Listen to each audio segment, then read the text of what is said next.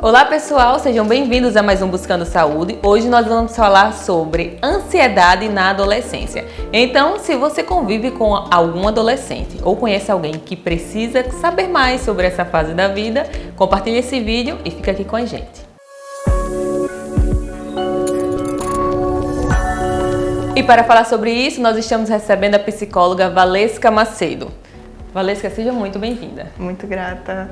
Valesca, para começar, o que é a ansiedade e quais são os sintomas?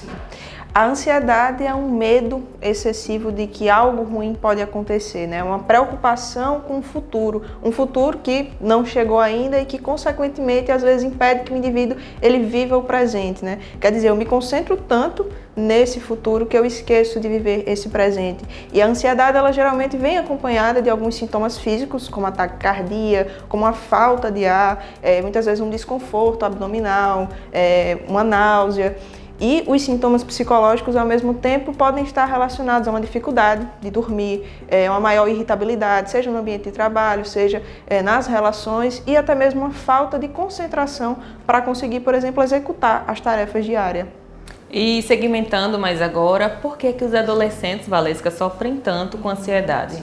A adolescência, de uma forma geral, já é uma fase, né, naturalmente marcada por mudanças. Quer dizer, o indivíduo ele já não é mais a criança que depende por completo de um pai, de uma mãe, de um responsável, mas ao mesmo tempo ele também não se vê tendo a autonomia de uma pessoa adulta, digamos assim, né? Então essas mudanças fazem com que o adolescente ele queira construir a sua própria identidade, que ele sinta de fato o desejo de ter o seu espaço, de ter a sua individualidade, ter seus próprios gostos, e isso, né, somado com as responsabilidades, né, com as decisões que precisam ser tomadas, acabam gerando muitas vezes esse sentimento de ansiedade, no sentido de que o adolescente ele se vê de alguma forma pressionado a cumprir com aquelas expectativas muitas vezes que são os pais, né, que depositam, os pais que por gostar, por querer realmente o bem, né, desse adolescente, acabam traçando planos, né, fazendo objetivos para esse adolescente que muitas vezes ele nem compartilha ou ele nem tem o conhecimento, né? Então acaba vindo essa ansiedade de não saber como é que vai ser esse futuro e de se ver tendo que, inclusive, que responder a essas expectativas. E quando é que a ansiedade passa de ser algo normal? Porque, assim, todo mundo sente uma ansiedade, dependendo do nível, né? Mas, assim, quando é que ela deixa de ser algo normal e qual é o momento em que os pais podem se preocupar e dizer assim, nossa, isso aqui já não está mais fazendo bem para os meus filhos? Sim. Muito importante, né, essa diferenciação, porque na verdade, inclusive na psicologia, a gente sempre tem muito cuidado com o uso desse termo normal, já que existe uma linha muito tênue, né, entre o que é normal, digamos assim, e o que não é. E no caso da ansiedade, como você bem colocou, é algo natural, né? A gente se vê ansioso em muitas situações, mas ela passa a ser algo mais patológico no momento em que começa a incapacitar realmente o indivíduo nas suas atividades do cotidiano, né? Que passa a atrapalhar. Por exemplo, a ansiedade ela é tida, entre aspas, normal no momento em que eu estudo muito para uma prova e fico ansioso para fazer aquela prova, seja no dia seguinte, seja na semana seguinte, né? Porque eu fico querendo que chegue logo o momento para que eu vá fazer a prova e fique mais aliviado. Porém, se essa ansiedade ela me incapacita, por exemplo, de conseguir estudar ou até mesmo de ir fazer essa prova, já é uma ansiedade que está trazendo prejuízos, né? Que de fato está atrapalhando a minha rotina. E aí a gente entende que já deixou de ser algo mais corriqueiro e passa a ser algo mais patológico, realmente. E você acredita que o peso da escolha do futuro, de qual profissão é que eu devo seguir, que os adolescentes devem seguir? Porque quem hoje é adulto já passou pela adolescência e já teve essa questão, de saber, nossa, e agora, como é que é o meu futuro? Isso daí agrava a ansiedade ou é apenas um dos fatores? A ansiedade realmente ela vai ser formada, né, por um conjunto de fatores e vai ser bem subjetivo, né? Ou seja, vai variar de pessoa para pessoa, mas certamente esse peso que para alguns adolescentes tem, né, essa escolha profissional, ele pode influenciar sim na ansiedade e na forma como esse adolescente ele vai perceber e sentir essa ansiedade. Até porque muitas vezes, né, existe toda uma pressão, seja uma pressão por parte da sociedade mesmo, né, de você concluir um ensino médio e já ter que começar um curso, já saber o que você quer, isso já acaba influenciando e muitas vezes também o adolescente sente uma certa pressão em casa ou sente também o peso de, poxa, eu não queria decepcionar meus pais, né? Eu não queria, por exemplo, iniciar um curso e depois perceber que não é isso que eu queria, né? E aí vão ter gastos envolvidos e acaba que ele mesmo se pressiona, né? Então, para alguns vai ter sim esse peso, até porque no modelo atual, né, social que a gente vive, existe muito essa competitividade e essa pressa, né, de a gente sempre ser, de estar e de escolher principalmente. Essa pressão que os adolescentes sentem, a indecisão, a insegurança, mais a ansiedade, Valesca, você acredita que juntando tudo isso pode se agravar para uma depressão se não for tratada? A ansiedade e a depressão, na verdade, são coisas distintas, mas que podem acontecer de forma simultânea, né? Um indivíduo ele pode ser ansioso e ser depressivo também. A grande diferença é que a depressão ela já é mais caracterizada por uma apatia, né? Por um sentimento profundo de tristeza e também por uma falta de sentido. E muitas vezes, inclusive, não há necessariamente o que a gente considera como motivo, né? Do ponto de vista racional, do ponto de vista lógico. Mas para a pessoa existe aquele sentimento, né, de tristeza. E tanto a depressão quanto a ansiedade, se não forem realmente acompanhadas, né, tanto por um psicólogo, muitas vezes por um psiquiatra, elas podem sim atrapalhar o indivíduo, né? E na adolescência em específico, traz prejuízos, né? Diminui a qualidade de vida, diminui, por exemplo, o ânimo realmente do adolescente, tanto de conviver socialmente, quanto também de traçar, né, projetos e planos de vida, já que ele está realmente nessa fase de construção. Você falou da questão de conviver socialmente e isso me remete muito à questão das redes sociais, porque hoje em dia os adolescentes eles têm um celular, gostam de videogame. Como é que esses aparelhos, essas redes sociais podem influenciar nos adolescentes e na forma que eles se relacionam socialmente? Sim, especialmente agora, né, nesse momento de pandemia que tem se arrastado desde o ano passado, a gente tem percebido que o uso das redes sociais ele se tornou ainda mais constante, né, no sentido de que deixou inclusive de ser algo que se usa nas horas vagas para ser a ferramenta principal que a gente acaba tendo, tanto de comunicação com o outro, quanto também para partilhar coisas da nossa vida, né. E na adolescência em específico, esse espaço virtual é um espaço que é confortável para que o adolescente ele tanto lide, né, com outras pessoas que pensam da mesma forma que ele, que agem da mesma forma que ele, quanto também um espaço onde necessariamente ele se expõe em termos de colocar suas ideias, né, de se expressar, mas ele não necessariamente é visto, né, porque é mais um perfil, é mais uma pessoa que está ali e acaba sendo um espaço confortável que ele ocupa, que às vezes inclusive acaba tirando ele do convívio mais social. E ao mesmo tempo a gente entende, né, que essa intensificação das informações, né, esse excesso de informações que as redes sociais trouxeram, acaba também gerando gerando fatores desencadeadores, né, que a gente entende, por exemplo, até mesmo a questão do consumismo, que é incentivado, e principalmente sentimentos de comparação, né, quer dizer, eu vejo sempre que o outro que está ali postando, ele está bem, ele está feliz, ou vejo que ele está conquistando coisas na vida dele, e eu fico me perguntando por que é que eu também não estou naquele mesmo ritmo de vida, e acabo me sentindo inferior.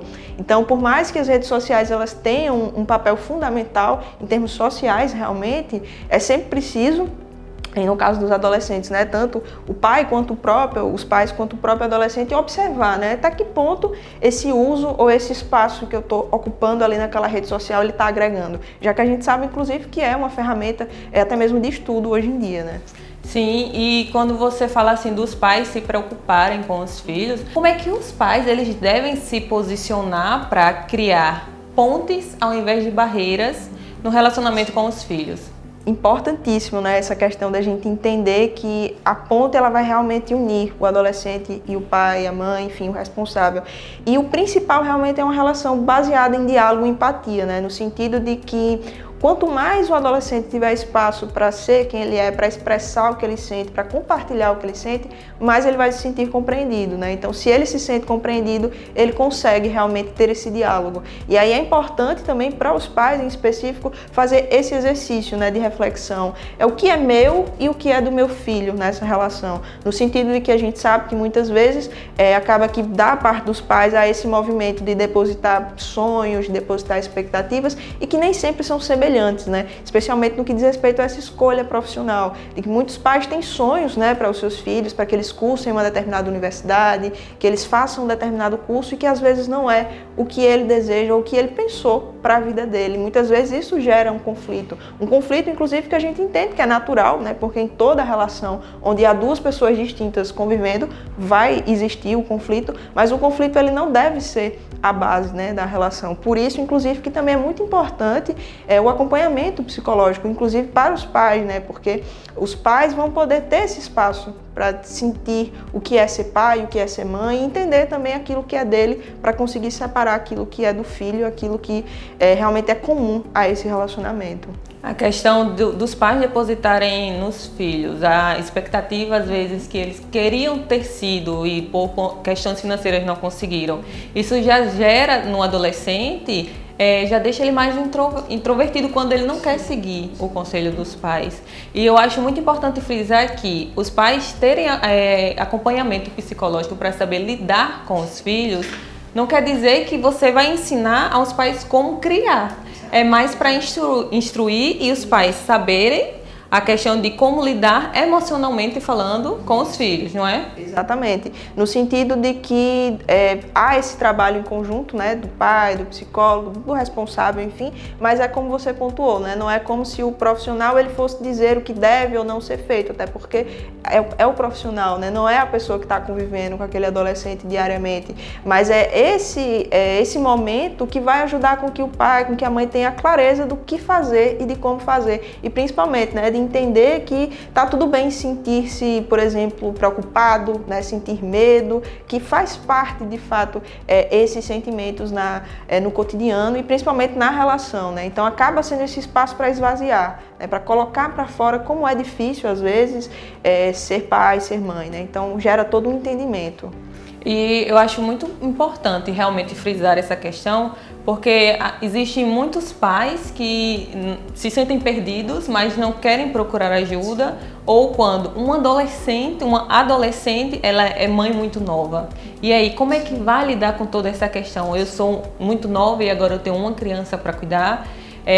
Então a ajuda profissional é essencial. Sim, com certeza. Existe muito a ideia, né, de que se deve buscar ajuda profissional, e nesse caso falando da psicoterapia, quando algo muito grave, muito sério acontece na nossa vida, né? E na verdade também é um momento de buscar, mas não necessariamente algo precisa acontecer, né, para que eu me sinta à vontade para estar diante de um profissional, né, para, por exemplo, iniciar um acompanhamento psicológico. Mas nessas situações em específico, né, onde tem algo machucando, onde tem algo doendo, onde tem de fato algum problema que eu preciso enfrentar, mas eu não consigo, eu não sei como enfrentar, o apoio e o acompanhamento de um profissional vai ser essencial para que eu consiga ter clareza, né? O psicólogo ele não vai aconselhar, ele não vai dizer o que deve ser feito, mas ele vai acompanhar a pessoa naquele processo e vai servir como uma espécie de espelho, né? Refletindo as emoções, refletindo aquilo que ela não consegue entender, porque ali naquele espaço seguro, naquele espaço onde o sigilo inclusive é presente, né, de forma ética falando, você vai se sentir à vontade para pensar em alternativas para lidar com aqueles sentimentos e aquelas situações também. Valesca, quando o adolescente ele é muito introvertido, ele não é muito de demonstrar emoção, mais de ficar quieto no lugar dele, como é que não só os pais e responsáveis, mas as pessoas ao redor dele que devem proceder? Sim, é uma pergunta muito importante, inclusive porque a gente sabe, né, que não demonstrar não significa não sentir, por exemplo, né? Muitas vezes quem não demonstra é quem mais sente. Então, de fato, o estar junto, né, o estar presente junto com esse adolescente é muito importante, né? Conversando, né, sempre, até mesmo dando exemplos de vida realmente para que aquele adolescente ele se sinta compreendido, se sinta acompanhado e também no sentido de ajudá-lo a entender que emoções, né, que sentir é um processo natural, né? Muitos adolescentes acabam, inclusive, sentindo vergonha, né, de chorar, ou então de expressar um afeto por um pai, por uma mãe. E a partir do momento em que há uma conversa, que há um diálogo, e ele entende que esse processo é natural, até mesmo em terapia, né, que a terapia vai servir justamente para trazer essa autonomia para o adolescente, para trazer essas reflexões, vai ajudar com que ele entenda que é um processo natural da vida e que tudo bem sentir e tudo bem expressar. Se não expressar com todo mundo, mas expressar com aquela pessoa que eu me sinto à vontade, né? Seja meu pai, seja minha mãe, seja aquele amigo ou aquela amiga que eu tenho uma identificação maior e que eu me sinto à vontade para me abrir e contar, né, como é que eu estou me sentindo. Além disso também, hoje em específico, a gente tem outros recursos, né, como séries, como filmes, como músicas, até mesmo jogos eletrônicos, eles ajudam muito com que o adolescente ele se sinta compreendido, né? Porque, por exemplo, no caso de uma série, tem uma determinada temática que chama a atenção e ele vê, ele assiste, né? E tem um personagem que de repente vivencia algo parecido e já há uma identificação. Isso faz também com que ele entenda e sinta, principalmente, que não é só ele que se sente daquela forma, né? E isso vai realmente ajudar esse adolescente a expressar aquilo que ele guarda dentro dele. Sobre a questão dos pais conversarem com os filhos, eu acredito que seja muito importante frisar que é importante conversar, porque através da conversa, os pais não só vão conhecer seus filhos, como também saber se tem algo muito ruim acontecendo com eles, porque a gente vê muito em TV que os filhos passam por problemas seríssimos e os pais não sabem, que é a questão, por exemplo, do bullying nas escolas, de preconceito e de qualquer outra coisa. Eu gostaria, Valesca, que você deixasse um recado para os pais sobre essa questão da ansiedade e da conversa com os filhos, da importância. O diálogo, como a gente até, né, frisou aqui, você acabou de mencionar, ele é fundamental para que nas relações a gente realmente se sinta acolhido e se sinta aceito, né? Então, se eu sou pai, se eu sou mãe, se eu sou um responsável, né, cabe a reflexão, né, de que tipo de espaço eu tenho oferecido para o meu filho, para minha filha, chegar até mim e contar aquilo que está acontecendo, né? E para além disso, como você até trouxe agora, esse trabalho em conjunto com a escola também acaba sendo muito importante, né? Muitas escolas hoje em dia, inclusive, têm se preocupado em oferecer até disciplinas mais voltadas para a educação socioemocional, para que na escola também o adolescente ele tenha esse espaço de entendimento, né? Então, enquanto pai, enquanto mãe, enquanto escola, é importante essa reflexão, né? De entender e de sentir principalmente que esse espaço que eu vou estar oferecendo é um espaço livre de julgamentos, né? Para que o meu filho, para que a minha filha se sinta à vontade, para ele ser quem ele é. E quando eu me deparar com a dificuldade de aceitar, que é natural, inclusive, a gente aceitar algo que é diferente da gente, né? Que eu também tenha a paciência e a clareza de buscar entender o que é que faz com que eu tenha dificuldade de aceitar, né? O que é que faz com que eu tenha dificuldade de ter, por exemplo, essa conversa com meu filho ou com minha filha. E a partir disso, né, vão justamente surgir essas pontes que você mesma mencionou, né? Pontes que vão realmente unir e que não vão separar e vão auxiliar no desenvolvimento dessa relação. Valesca, muito obrigada. Agradeço demais a sua presença. Isso é um assunto muito importante para ser tratado e até para incentivar aos pais a prestarem atenção aos sinais, porque nem tudo é dito, mas muitas das vezes é mostrado. Sim. Muito obrigada. Eu que agradeço. Muito obrigada. E para você que está nos assistindo, segue a gente no Instagram, @DrPlay. Não esquece de curtir, comentar e compartilhar esse vídeo. Até a próxima!